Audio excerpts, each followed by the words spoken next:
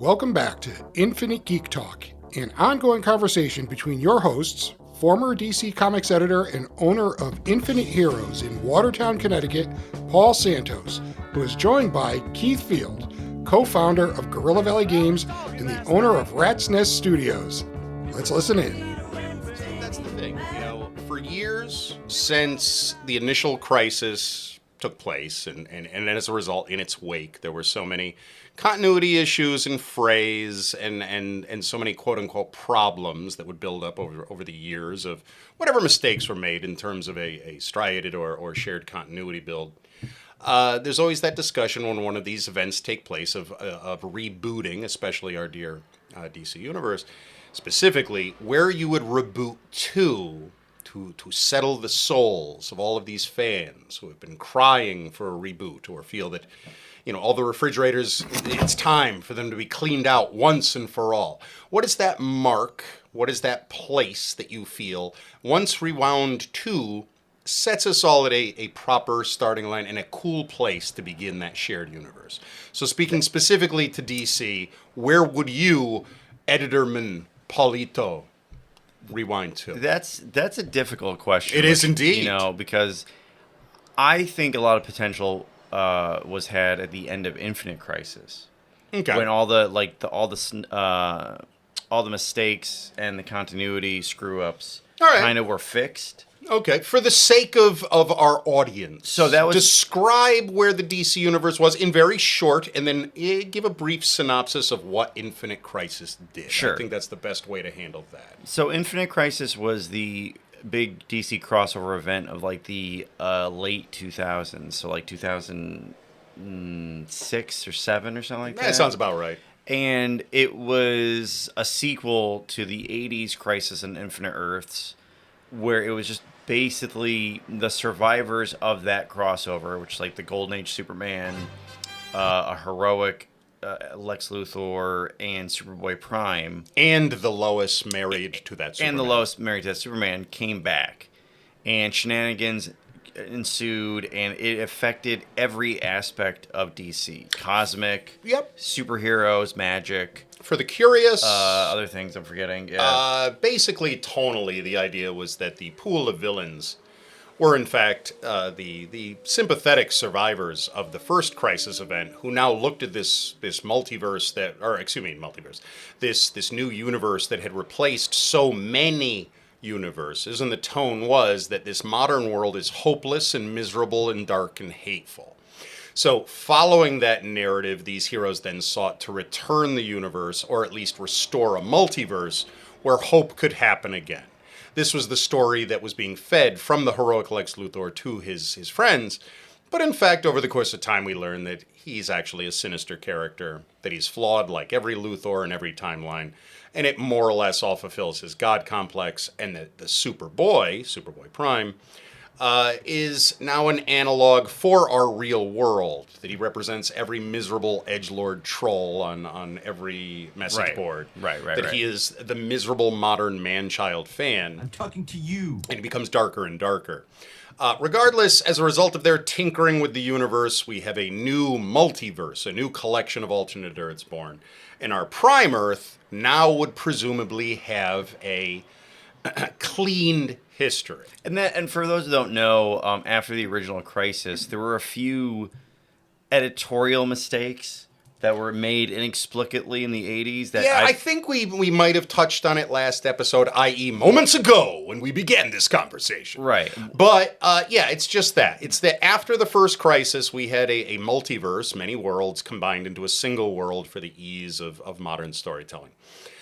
There was no sense of, okay, now it all starts over on day one.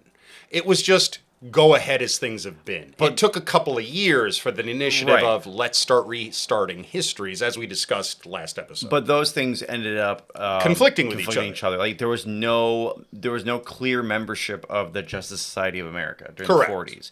Wonder Woman, for some reason, showed up that day. So she had never existed. Correct. Until she showed up in the Legends crossover. So certain characters were rebooted in an in-universe, in-time style. Right. So famously, as we discussed the John Byrne reboot, even though it was happening in 1986, you were supposed to be applying this Band-Aid backwards, that this is not only replacing the past, but just informing existing stories. Yeah. So that you could have the cake and eat it too, of just saying, stories X, Y, and Z, they're innocuous, they happened. But this story contains a childish or outdated ideal. It didn't happen, or here's how we deconstruct it. The only thing I didn't like about the Burn miniseries is, and I've said this to multiple people, and people were, I wasn't reading, I was only an infant when this was happening, but I was 73 years old. the Burn books were like, here's Man of Steel, so it's Superman year 1. Right. And then the Superman books started, and it was now Superman year 5. Correct. And he had fought no one except for criminals Correct. and Lex Luthor. You're like, what? This is a storytelling mistake. This is not a continuity mistake. Right, I'm sorry, yeah, you're right. That there is a difference. I was so mad when I found that out. But if you as a just want to teenager. talk philosophically, yes, and I got news for you. Ironically then, Paul, that then becomes the problem. Right. Because if you're going to do that cake and eat it, man, I just hate that I use that term so much, but it just happens so much. It's gonna cause problems because now everyone else writing their books, there's no shared Bible as to the status of characters. No. So you had Brainiac showing up in a Legion annual, I think when Superman #2 was coming out, it had already been established that there's no Brainiac currently. Right. It's a long time before we see Milton Fine come down the bunny trail. Right. And so those continuity gaffes created the beginnings of that want to see purification through the colonic of a reboot. Yeah. That's what Infinite Crisis represented. And then there was that reboot, that colonic. And then there was very, even if you started reading comics from Crisis on Infinite Earths on, where there was a Hawkman and Hawkgirl in the Justice League. Right. And then Hawkman and Hawkgirl show up at the end of the Hawkworld miniseries. Correct. And it's the first, they're landing in 1980s, I think we could do post-Justice League. I think given the fact that we both have an affection for the idea of the character and how there is just not even a conspiracy, but an organized effort to ruin all chance of salvage. It's unbelievable. That the minute someone steps up and fixes the Hawkman franchise, someone else is waiting to drive a spike through its heart. We could do a whole episode. Well, and I will say, even as much as I loved Jeff Johns' run, Jeff's fatal flaw was doing the Golden Age Hawkman. Correct. That is the one that Correct. nobody cares about. No one cares. Space for baby. And I hate space. I love space. I say shoot space into the sun. Right, but yes. Hawkman, the exception is Hawkman. That proves the rule. Right. So sexy. Neil, just come on. Yeah. Axe at hand. And it's worth look, we got there naturally. Yeah. Neil Adams. Yeah. Say a few words, Paul. Oh, yes. Yeah. Neil Adams passed away since our last podcast. Indeed.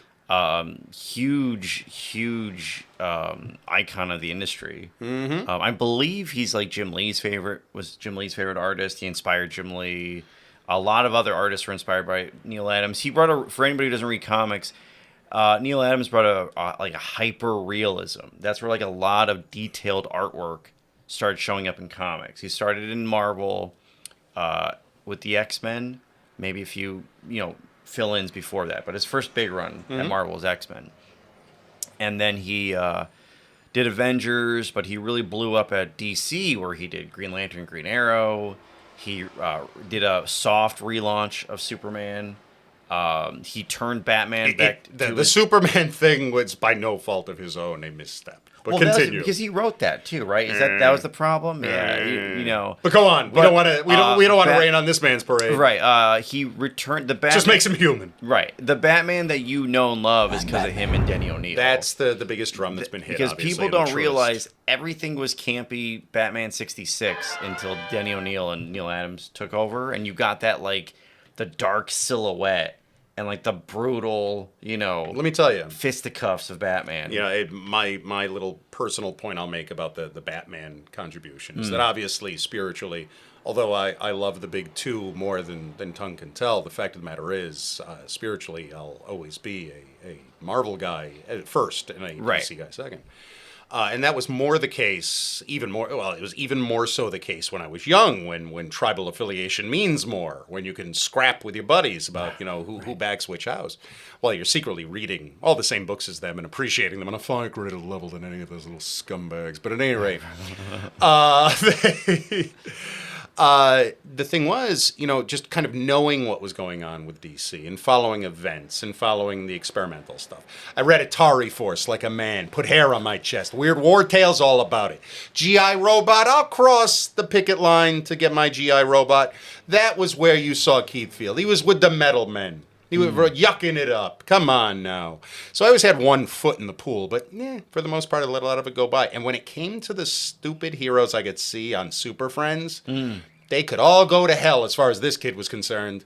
Metal Men, Flash, I'll make them their time. Those spooky Doom Patrol people, they'll put my young ass in the seat. But the rest of them could go to hell, because I could just put on Saturday morning cartoons and see Aquaman talk to eels.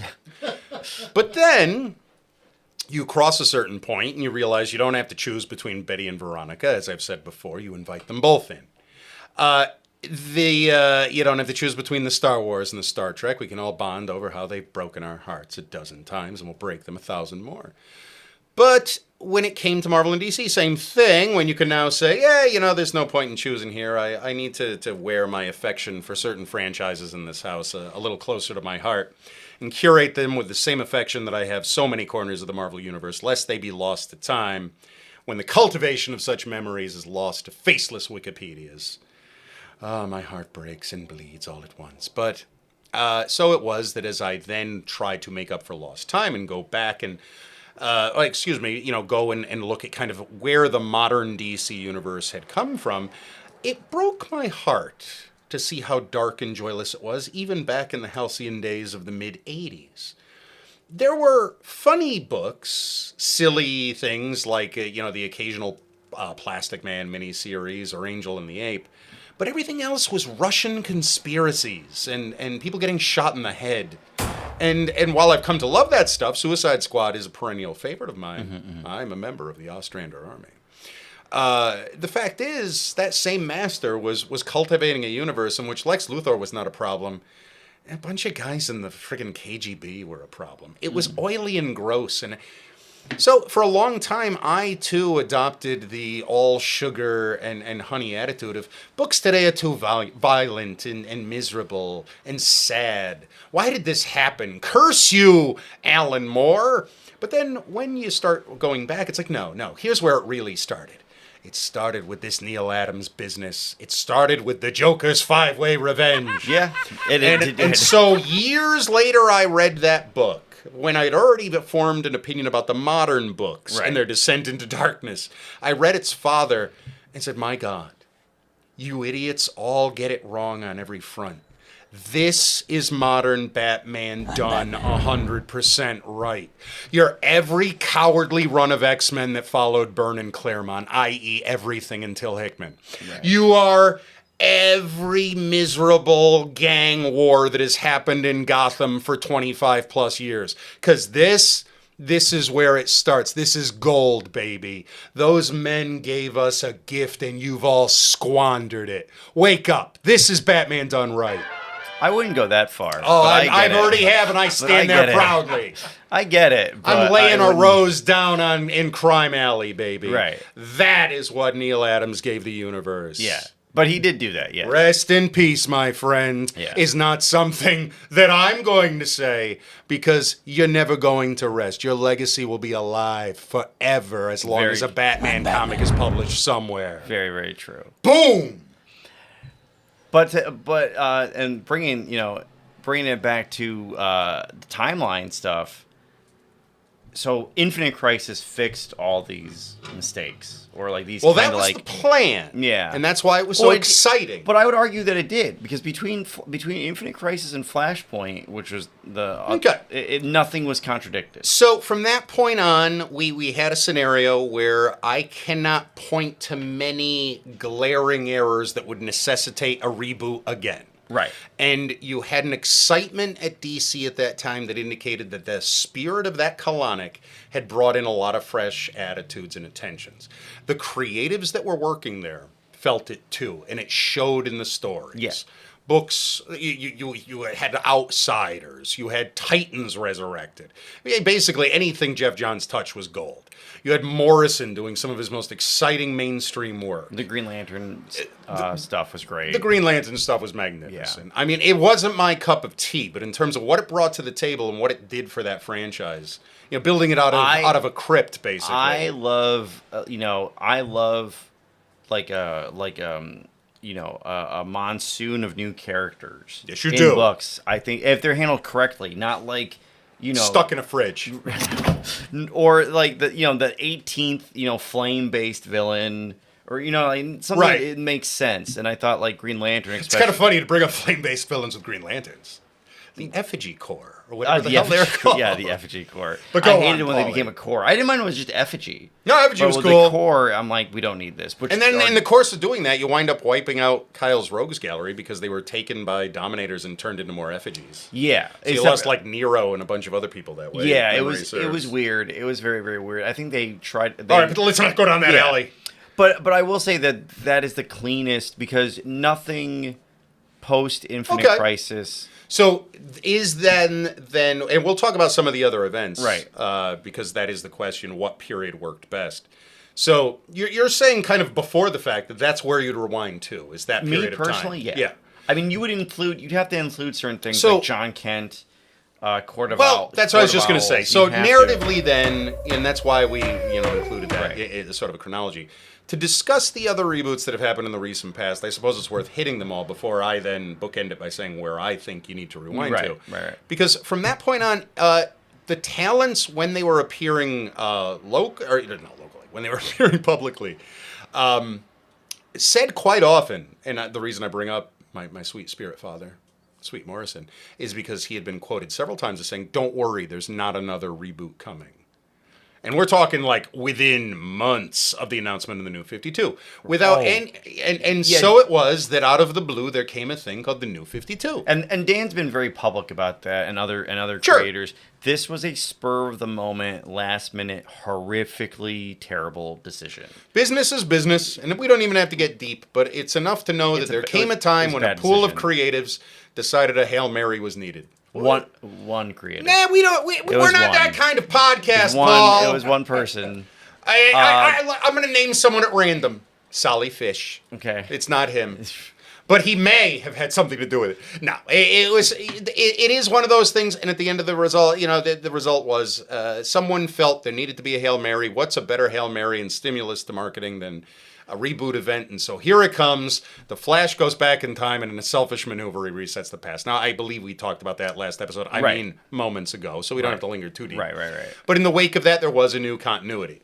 And that was the New 52, which we talked at length about. Right. And then after the New 52, there was a mini event of sorts, which was Rebirth, which was simply, that's when we learned about the Dr. Manhattan stuff, which we discussed last episode. Wally West was outside. The third Flash was outside of the timeline. Right, and he was the one that was like, this is all wrong. He came back, and the people he'd meet would realize, hey, things are wrong. And I will say, if anyone's a longtime DC Comics reader, DC Universe Rebirth is probably my favorite comic in like the last 10 years. As far as events go, Johns in one go gives us a story in which basically Wally runs back, gives us the simple, he meets you, you start remembering stuff, and it was enough to fix every problem that was glaring at that time. Even like story beats, I know it's beautiful. It's really well. Tell the people the emotional impact it had on you. It'll humanize you in the eyes of many. So Wally is slow. It's your typical sci-fi story of someone existing outside of time or reality, and no one knows who he is, but he's been there all along. As we said, was the original plan for the Superman under Morrison. Right, we talked about that last episode. But he's fading more and more because people like the Titans don't remember who he is. His Rogues Gallery doesn't remember who he is. No one remembers who he is. So he finally goes to Barry Allen, which is his uncle or whatever. And Barry looks at him and gives him still doesn't. Well, but eventually, it's eventually. That's why it was done so well, because a lot of modern writers, know how to do this. I don't remember. It's like Gilding the Lily Is that the Yeah, right yeah, yeah. term? They don't know how to stretch out a dramatic moment. Content from a story beat is what it's all about, right? And Jeff Johns drags. It's so good because Barry apologizes. He tells why he doesn't know who he is. Wally is like fading away in this like quantum leapy like portal thing, and he's falling. It was all through. very nice. And it then, made me very hopeful. Yeah, and then Barry remembers who he is and grabs his arm as it's disintegrating, and it's probably one of the best panels in comic history. And little moments like that, when you have continuity problems and you just introduce a character who says, "Yep, I remember the continuity when it wasn't broken." Yeah. Let me state for the record, that is the most valuable character in the world, and there should be more of that. It excuses so many mistakes in many readers' eyes. Well, it's something I forgot to mention. I think Dan talked about it. Doesn't get used enough. No, Dan talks about it during the Superman stuff. Dr. Oz or whoever it was capturing people. Yes, Mr. Oz. We're Mr. Oz. We're capturing people who could remember. Right. And it was going to be like, I know that like Kyle Rayner was going to be grabbed, Jason Todd, Donna Troy, because they had been involved in another crossover countdown, to Final Crisis, which we don't need to get into. But but it was decided last minute, or not, probably just decided for story reasons that it should just be Wally, which I think worked much better. Right. I think it worked much, much better. So after that, then after Rebirth, The universe is Rebirth still not more fixed. or less. It's not fixed. It's just that people start remembering. Memory things. is enough that you start to redress those gaps. Right. And so that theme of a sort of unsettlement continued and fed into a sort of mini series of events where we started to find relics from other dimensions, where you start to see the hand of Dr. Manhattan on things, which, as we said last episode, then does lead to the Doomsday Clock scenario. Right. Where we learned of Dr. Manhattan tinkering with things. In the wake of that, we don't get a reboot per se, but we introduce the idea of a sort of meta narrative that goes on with comic books, that we specifically in stories say, yes, there's continuity, and then there are stories that have a greater power or presence to them. The shorthand, which is not something that I like to say, the idea of stories that matter versus stories that don't matter, is certainly something that you hear the more jaded fans talk about these days. But ultimately, every story matters because it's a brick in the wall of the continuities of these companies. And I agree. Even stories I despise, They still matter. They still matter, and that you have to like write around those. That's history, man. Right. And you might realize, you might know the way to turn a piece of garbage that just people know there's something trapped inside of that could be beautiful one day. And so you collect all their appearances. And then one day you're the Venom fan that believed in him all along. Now, And that's exactly it. Yeah, and then you include like the mini events like Dark Knight's Metal. So, yeah. So then is just a multiverse. those mini events, and they basically feel like every one of them was supposed to be a potential reboot to fix whatever is broken. Right. But instead, they were all downplayed just a little bit. So they are rebooting continuity, and yet we are not hitting that narrative strong. So the major one to talk about is Metal, Dark Knight, Darkest, whatever. The Metal. first one was Dark Knight's Metal because you can't. And then you what was can't the other one? Death Metal. Death Metal. The Okay. sequel. I liked both of the core series very much. This is one of those cases, though, where I do feel somewhat burned by how it was presented, so I will not present too diplomatic of a take. I thought that it could have been marketed better as an event. Now, I have no money in the game, but putting out a core series and a bunch of mini-series that in a world of what does and doesn't matter were just like, disposable quality. But even they were important because, of course, we had to tie in introducing the villain of the piece, a subordinate who became meteorically popular, the so-called Batman that laughs. Who's An now evil Batman who is now trapped in the Fortnite universe. Right. I love that so much. Which I think is pretty funny. So, anywho, yes, Fortnite is God. I think that ultimately should be something that we address at some point as well, that Skynet is real and it is called Fortnite. All things bow at the temple of Fortnite. Didn't they just get RoboCop too? Well, if that's the case, then RoboCop is now technically part of Star Wars continuity. Nice. Welcome to the world we built together, you man children. So after that, there were some other events. There were events that they would come up with convenient ideas like tears in continuity resulting as from Final Crisis, or weird mischief with the bleed. But ultimately, the only event that really impacts continuities that we didn't address with was diminished in the same way that the Metal series were diminished. And that was Final Crisis, in which Morrison tried to turn Darkseid into a spooky Lovecraftian villain while introducing sort of faceless multiversal evil for the first time. Yeah, it didn't have anything to do really with retconning anything. Correct. It was just introducing. Even though was talk of like things falling through continuity or damaging reality and that sort of thing. Right. There was no real reboot. So a bunch of events, and now we are facing a new reboot after this Dark Crisis. So that's the quick review of some stuff we've already talked about last episode in this. The reason, just to bring it full circle, is that where would I rewind it to?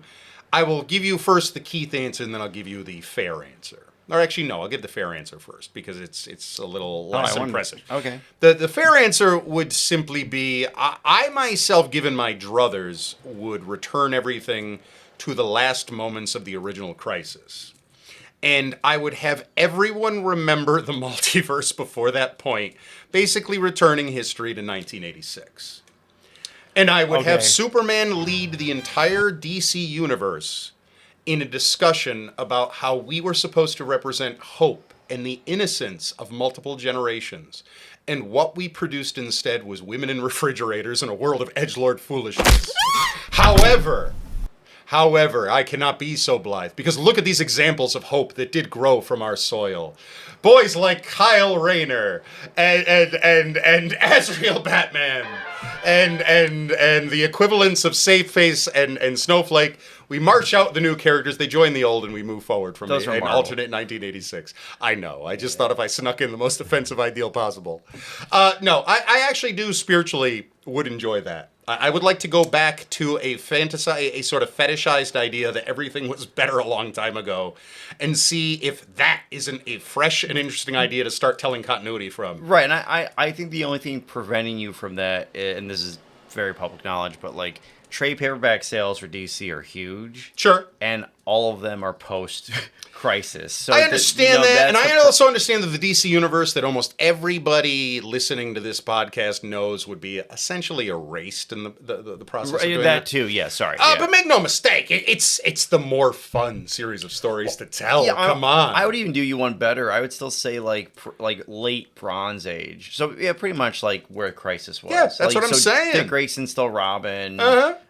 Speedy's still Speedy. You know, Diana, when she goes to Olympus, there's the ghost of Earth to Diana, and they say, look! Oh, you mean like real? Oh, no, that's what I'm saying. Oh, no, I would not do that. I was so surprised that you accepted it. No, I would not do that. Oh, yeah, everybody remembers. No, I would not go that Man, far. I think I'm gonna, like Jason Todd said, did you see that Robin who died? I'm gonna wear his costume. Yeah, no. Yeah, welcome to Keith's DCU. So what's the fair... All right, but the thing that I would be satisfied to see happen in the real world, not in Keith's world. Right.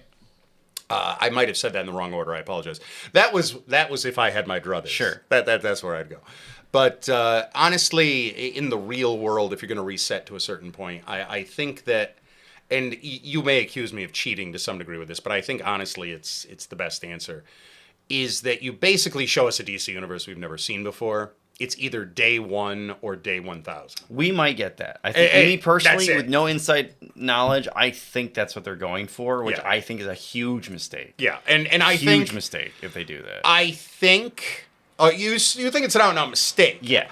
I think it's the most cowardly choice. I think it's the most creatively bankrupt choice. But I think from a we don't want to gamble standpoint, where the books these days are kind of selling themselves on the steak and not the sizzle anyway, I think that's the way to introduce a minor amount of sizzle to bring you to an adequate steak. But now we're back to but that opens the door to New 52, right? Like where Maxwell Lord shows up and you're like, how is he around? Like, this makes no sense. Yeah, I agree. Well, see, that's because you're coming from it exactly as I am, as two fans who care about the same thing. And that's, you're immediately accepting that this is going to lead to a hodgepodge continuity again. So here's what I would suggest. As you do this, whether you start on day 1 or day 1000, I would hope that they understand that danger is there and will immediately happen, i.e. multiple Clay faces after the new 52. Well, correct, yes. So, which was not supposed to happen. Multiple killer Killer Crocs. Multiple Sky Pirates Again, I don't know if I said this on air or if it was content that we left in. I will forever apologize to the name of Christos Gage, because on a message board that people were on, he brought up that he was writing a Flash story and introducing the new 52 version of the Sky Pirate. Right. And I was like, no, it's already been introduced 3 times since the new 52. And I was able to point out the story issues. Really? And when the book came out, there had been an effort made to change the character's name to Spitfire. I felt like I played a hand in that, Paul. I feel like I played a hand in editing that book. But yet not every reference. So she's only called Spitfire in half of the book. Nice. That's what I mean. We haven't seen her since. That's what I mean. I don't want to see that happen. Oh, so anyway, for DC, and that certainly will. So if you do the day 1000 thing, you have to have somebody in place who's saying, now we curate. Like what? We keep it simple. We keep it like Saturday morning simple. I'm saying Batman #1 launches, a bank door blows up, KG Beast comes out, he's got bags of money in his arms, he's beaten, that's the end of issue #1. That's the level of storytelling I think you reboot back But to. you'd have to, it'd be like New 52. But you make it exciting. I'm not suggesting a mindless thing. No, but you're waiting for like the next shoe to drop. I want to see the Marvel universe populated by DC characters. No, me too. I think that's what it needs to be no matter what. Well, that's the thing. Everybody wants that. Yeah. So you need to get as close to that as possible. And I think that's the way to do it. Day 1 is, oh no, the Gotham villains have teamed up and they're all taking on, better take them out, Bat Family. Well, keep it fresh and good and video gaming. I think the problem that most, I don't know how many longtime comic readers there are who listen to this, but if you read comics, even for like the last 20 years, the amount of characters who have died multiple times and have come back with no explanation it's a very annoying thing. Now look, I've said it before. Didn't James Robinson kill a bunch of Batman villains and then they just all came back and you're like, here's how I look at things. Once you appear as a Lego minifig, chances are you're not ever going to be dead for long in the annals of the DC universe. So when I saw that there was an Orca Lego minifig coming out, I knew she was getting her fat ass unkilled. And I was happy to see it. She's adorable. Was she dead in something? She was effing dead in Robinson's Run. I thought that's one of the people you referred to. Yeah. I was much less the fact that the original Scarface came back. We've talked about this before, and I'm obsessive with it as a continuity guy and specifically a villain guy. For me, half the fun of being a villain guy is seeing how they come back from the dead. I know we've touched on that before. And when that got abandoned altogether in the go-go new age of not... No, you don't have to clear that. Just go ahead and use Electro. Yeah, but this guy just, did this whole crazy Electro storyline and blew him up. Yeah, whatever. It's Electro. Electro's never dead. That's what I mean. My favorite is still Mysterio. For everybody who doesn't know, Mysterio died in 3 different books in the same month the same year. Well, it was the same year, and the insider thing on it was this: people were losing their minds on like Wizard and the message board. Paul, now this can be a thing, okay? Yeah. This could be a thing. Here you go. We're gonna draft some content right now. Since it's come up, let's. You know what the kids like out there in entertainment land? They like top 10 lists. Okay. Here's what I want you to do. When we take a break to drink the cooling beverages that salve our throats as we continue this marathon record session of this infinite podcast, I want you at that point to come up with a list of your top 10 favorite Marvel and DC villains. Okay. I want you to do that. And the reason you'll do this... You're going to hate all of them. Okay, it will inspire the conversation of the gods. Yeah. We will satisfy and then we will do an associate... That will be the first of our official...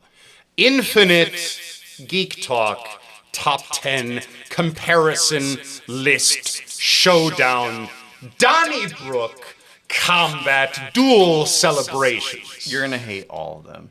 Well, every single one. It's the point of this sacred. And I mean, Keith's going to hate that, not the audience. The audience will love it, but you will hate it. Okay, I can't wait. Woohoo! So, there you go. Master content creator Keith Field. Anyway, we were talking... so in the days of yore, when you had other people who cared about continuity working on books, I'm not going to debate whether or not that was a better time or a worse time. It was simply long ago. Before you used a villain, you spent a couple of panels showing how he was unkilled. And I know that I mentioned this because before... I'm a huge fan of that. And that's neat. That's fun. Yeah. That stopped. Yeah. that needs to come back. I agree. As long as we curate a DC universe in which the Scarecrow cannot appear in 7 different books in the same month, while one of these is supposed to be a definitive Scarecrow storyline, that's a better DC universe than the one we got. We start there. The rest will follow, Paul. The rest will follow. I get the idea of telling all your creatives, look, I don't want you to be so beholden to nerd continuity that you don't tell a good story. You know what I'm sick of, Paul? Telling creatives that. Because if they're truly creative, I got news for you. Restraint breeds creativity. Well, and being told that you have to color inside of lines should present art beyond all imagining. I've said it. I'll give you some insider baseball. Go to it, Paul. It is not creators who do that. It's the biggest betrayal ever. It is the editorial teams that do it. And I'm not like... I was being diplomatic. I mean, there's less... you point the fingers at more people. You diffuse the blind No, blame. because it's not always... I mean, certain big-name creators, Bendis, will just do whatever they want, and no one will correct them continuity-wise. And again, he even admits it, so it's not a big deal. Exactly. But, like... Bendis is a creator that I knock a lot because I don't particularly care for what he does. But I will say this, number one, seems like a real cool dude. And so I've really dug watching his career. It really is one of those honest cases of like, I want nothing but the best for this kid. But I hope to God he never touches a property that I love. Well, because I like... Unless it involves gangsters. I mean, he's beyond... He's going to make books that shouldn't involve gangsters. Right. I mean, he's a very, very good writer. He's an excellent writer, award-winning writer. It's his ideas... are insane for superhero stuff. I love that little Total Sellout book. It was the collection of his shit from the Cleveland Plain Dealer. Oh, yeah. I love that. Yeah. Well, I like... Cartoonist. You know, off project. That stuff was dynamite. Right. And by the way, there was a talented artist there. He should have went that route. Right. He could have been a good workman-like... We need good workman-like artists more than we need... Breakfast Club around the X Mansion. I've said it. It's easier to write. That's the idea, theory. Yes. Not. But okay, let's. I only mention that because I never want to be accused of being the man who slams creators. But 90%. As I slam creators. Yeah, 90% of the time though, it's editorial. Read a damn book, Bendis. It's editorial. Editorial just doesn't care. They don't, some creators... The reader cares, damn you. Some creators will even say, hey, I have a 1 or 2 page sequence to explain how this character came back from the dead. And someone goes, no, we don't need to do that. And that's what happens. If you're that editor, there's a place for you. It's called The Sun, and you need to be shot into it.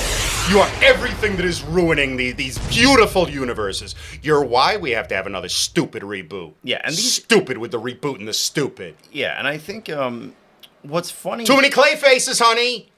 Couldn't ask anybody at the Batman office, hey, what Clayface are we running to with this new 52? Is it Matt Hagen? Are we doing the smart thing? Are we going to use the Clayface everybody knows from the good cartoon? Oh, we're not? We're using all 17 of them? No, but do you know that that came out also? That was supposed to be Matt Hagen. And I know it was Paul. That's why I'm so affirmed in my hatred for the other 16 Clayfaces. Who was the first? What's his name? The first Clayface was Basil Karlo. So, right. In the book, when they're talking, the New 52, all new continuity, it's supposed to be Matt Hagen, the cartoon Matt Hagen. So correct. He's an actor and stuff. The composite character. But someone... who I don't even know who this person is, but someone I think I just yelled at this person. Changed it to Basil Karlo, and completely destroyed everything. So much for the clean this. house. Yeah. You need a reboot just to fix up Clayface, is my point. And then Lady Clayface showed up. Yeah, she did, and she Gotham shouldn't, City Monsters. because Cobra's only existed for 7 minutes.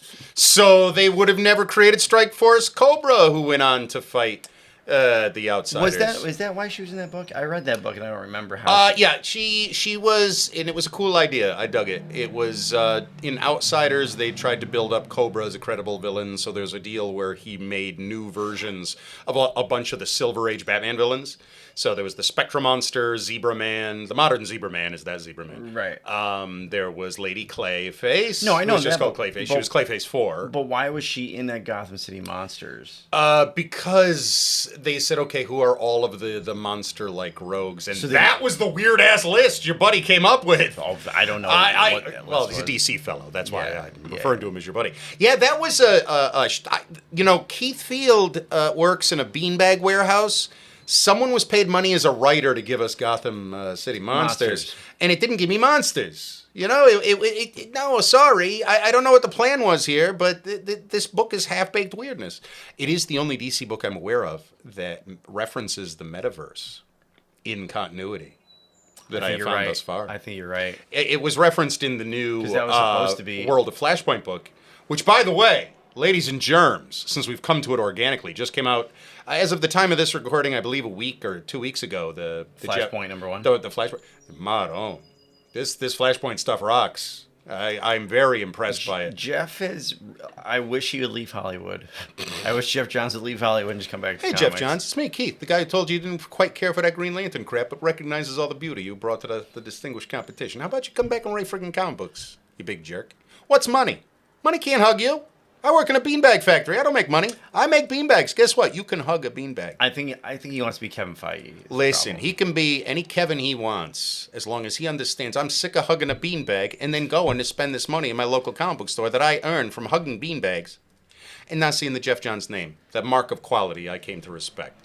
The Jeff Johns, the Grant Morrison, the Mark Wade, the Curdy B. The Bumblebee with the 1, 2, 3. These are the names I want across the top of my marquee. I'm also very happy that I was right. And the Hickman. That Superman Batman World's Finest is pretty good. And every week that goes by, my shame grows a little more. Did you get the 3rd issue? I have read all 3 of these issues, indeed, and courtesy of Infinite Heroes, I believe it's called. And I want to hear. And what do you enjoy it? And let me tell you, it is a magnificent book. 3 issues in. Told you. This is Wade firing on all cylinders, baby. I don't mind the new villain. No, but I even got past that. Yeah.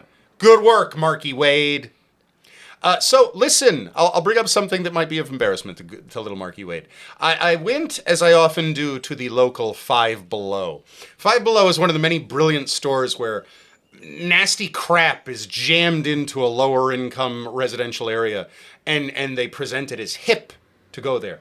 So I'm a sucker for that sort of thing. So I go on a regular basis and find all kinds of garbage for $5 or less.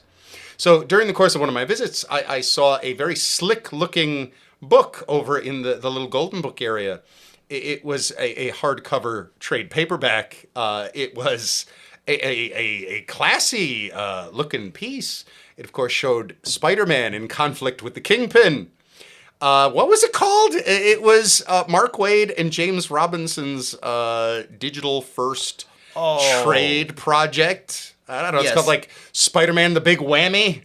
Or whoops, here comes the heist. Yeah. Or something along those lines. It was, yeah. So it's a fine little story that reads like a Hollywood pitch for a Spider-Man movie in which we meet Peter Parker's sister. Which I've read that. And I think we might have even talked about it on air. I'm not positive. I agree with you that I think that was 100% supposed to be his sister. Thank you. But then they were like, nah. Yeah, I thought we'd bring it up, kind of talk about the modern state of Spidey to a little bit today, some Spidey chatter. But that was the thing that had inspired me was that, I read through it last night because I picked up a copy for Paul. It was part of an extended joke. I'm a bit of prop comic. And then when I was there just yesterday, I bought another copy to actually read it, which I never had. And so I read it last night with one purpose. I wanted to figure out with no research why this book, this very slick modern book, had wound up in quadruplicate in the book section of a Five Below. So I read through it. It's a really slick, neat story. That, as I said, it reads like a slick movie, even though it introduces an improbable. And it definitely feels like two of the old guard deciding, well, if they can unkill Bucky, then we can do something to put a mark on this here franchise. And no matter who pitched or came up with that idea, it feels like that. Yeah. And so it's introduced that Peter has a half-sister, or no, excuse me, a full sister. Younger. Just a younger sister, never met. And during the course of the story, we find out whether genes or whatever bond them. And it's very cute and Hollywood and fun. And it does something which I know a lot of old school creators mirror my heart with. And that's treat Kingpin like a supervillain rather than a gangster. They do in this. They do. That's what I'm saying. Yeah. So it made me happy. And they make use of the old villain Mentallo. Here's where I'll throw one barb in, though. This is my level of nerd exclusivity. He also did. Mentallo is a villain that when a creator decides they're gonna dust off an old chestnut. An old villain that's gone forgotten, that no one's ever used to potential. It's always Mentallo.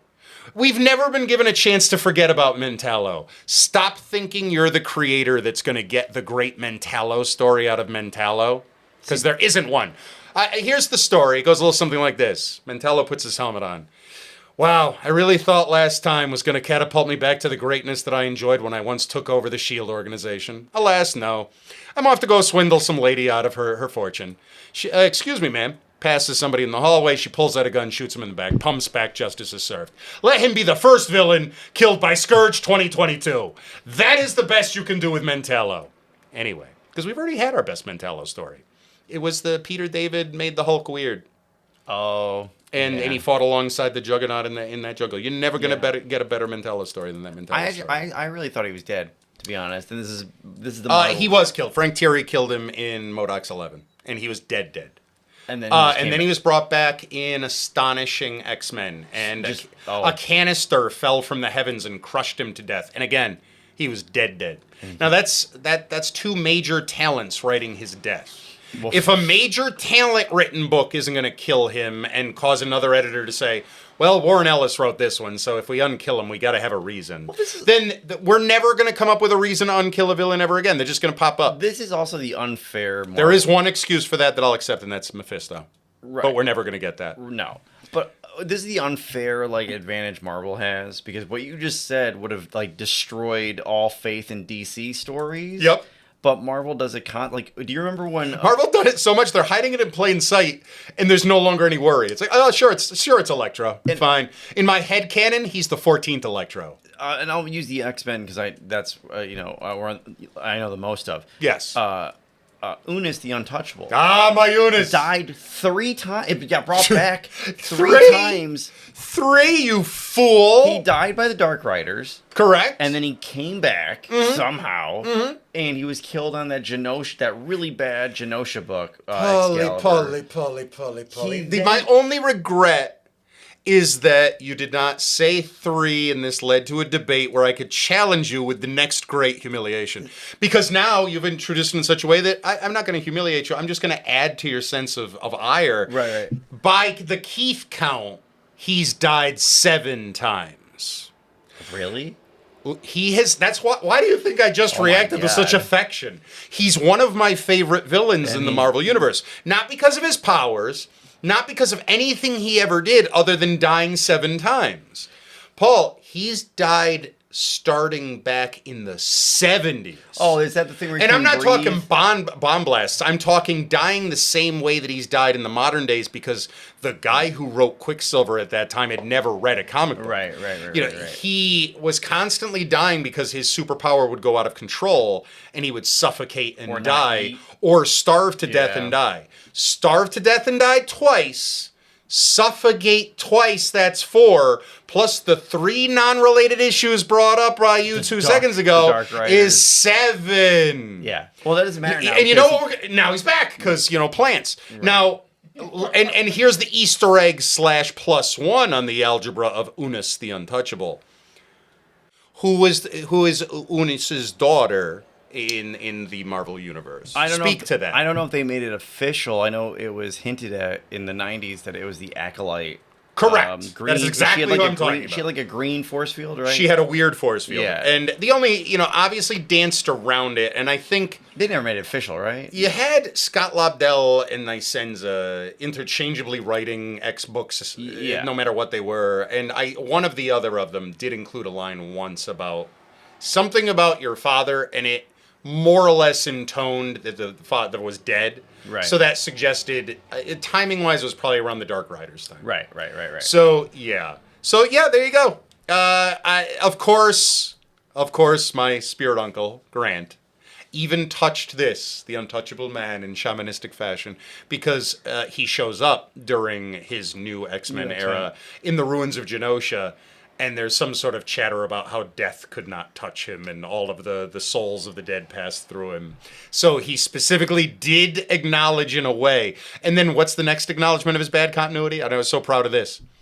There's a guy. Oh man, this isn't much of a praise that I can't remember the fella's name. He wrote the Hobgoblin mini during. Oh, you know what he wrote? That recent Marvel mini about Spider-Man not giving up the costume. Oh, it was a wonderful little horror piece. Yeah. He wrote a Hobgoblin mini. He also did this little story. What the hell were we even talking about? I'm blanking on who the now that person I'm is. trying. Now I've lost my entire focus, and I'm just thinking about this poor creator getting his name right. But he did a story. What were we even talking about? With Unis. Yeah. Oh, it was the after Wolverine died. It was Spider-Man and the X-Men, where it was a little. It was supposed to be a long-form series. And Aaron wrote. No. After. This was after that. Oh, okay, yeah. You know, I have to credit this man. I feel terribly. I'm going to go look up his name right now. He was. Wait, it's coming to me now because he was a robot chicken writer. Is Snick or Schnick or something? Hold on. That sounds right. Wait, That sounds right. Okay, our sound man is now going to turn to the interwebs. The book is called Hobgoblin, Axis Hobgoblin. Look up writer Axis Hobgoblin. Schnick. This is how our podcast endorses people. So if this is appealing to you, creator, contact us, and maybe we can do a creative profile where we do things. Oh, here we go.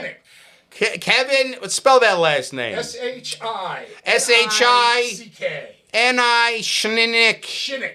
I'll have you all know I had a communication with this man on Twitter after he put out that Hobgoblin mini. Yeah. And I said to him, hey, Schnick, this Hobgoblin mini is everything I want from a Marvel product. Thank you. But you need to do something about your last name. I find it very difficult.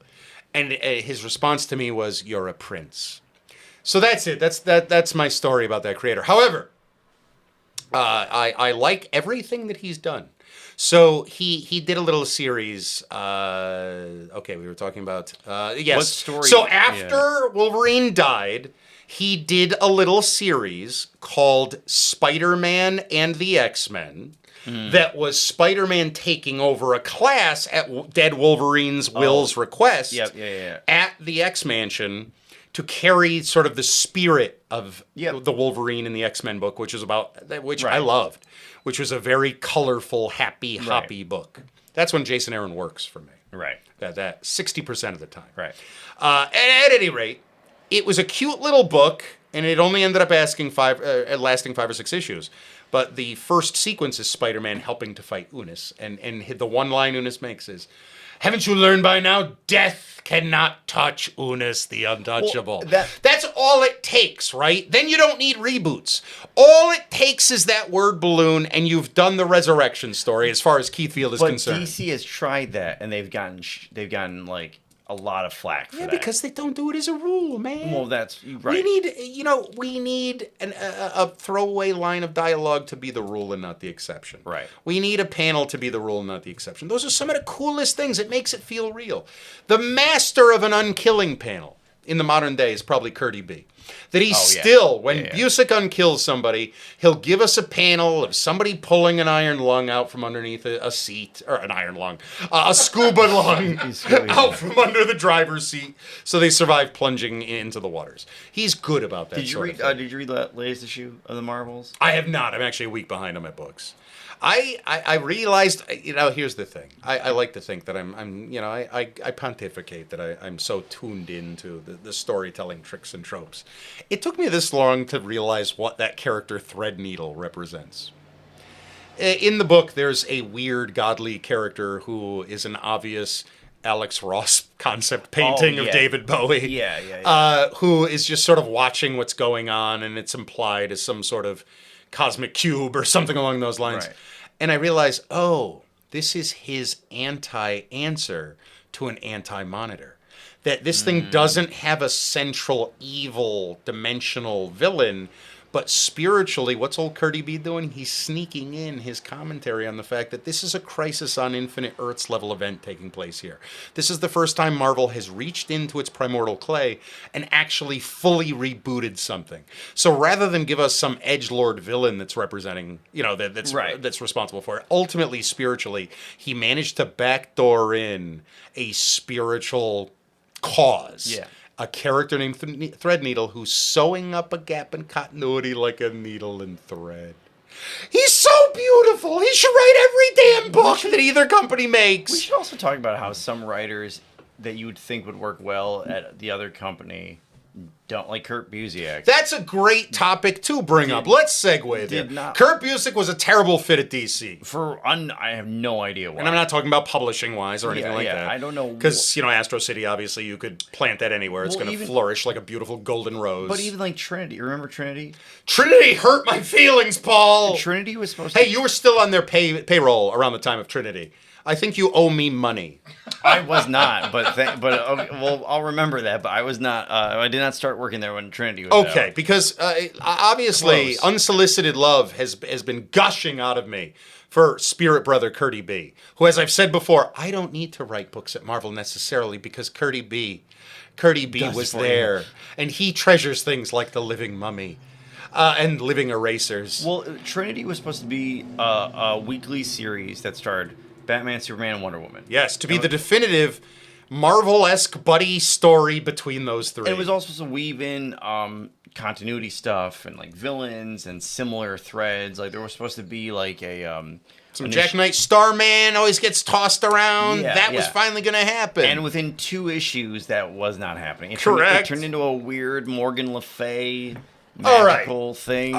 This is huge. Now, ladies and gentlemen, hi there, Keith Charles Field. At this moment, a certain muse has struck because it's appropriate to what Paul has brought up. Kurt did something magnificent, right? He among the many beautiful things he did, he arguably saved Marvel Comics. I am here to tell you, he saved the classic Marvel Comics soul when Marvel transitioned into the modern Marvel. I would agree with that. If I was going to point to anyone, and I will speak in the name of my religion, who has gone above and beyond and is, as Stan in the bullpen put down in that Silver Age, the ranks of the Merry Marvel Marching Society, that one of those most holy and sacrosanct appointments was a keeper of the flame. Someone who will pass the lore, the history, and the spirit of what Marvel is from generation to generation, that it never go forgotten. I'm here to tell you that our man Kurt Busiek, however the hell you pronounce his last name, Curdy B the Bumblebee, is the ultimate keeper of the flame. Second only perhaps to Mark Grunwald. Listen to me giving these testimonials tonight. Yeah. And I will stand by that 100%, that in a time when Marvel had lost its way in every way that it could, whether it was the cure or not, it was one of many things that started the course. Whatever Marvel was, he kept it alive.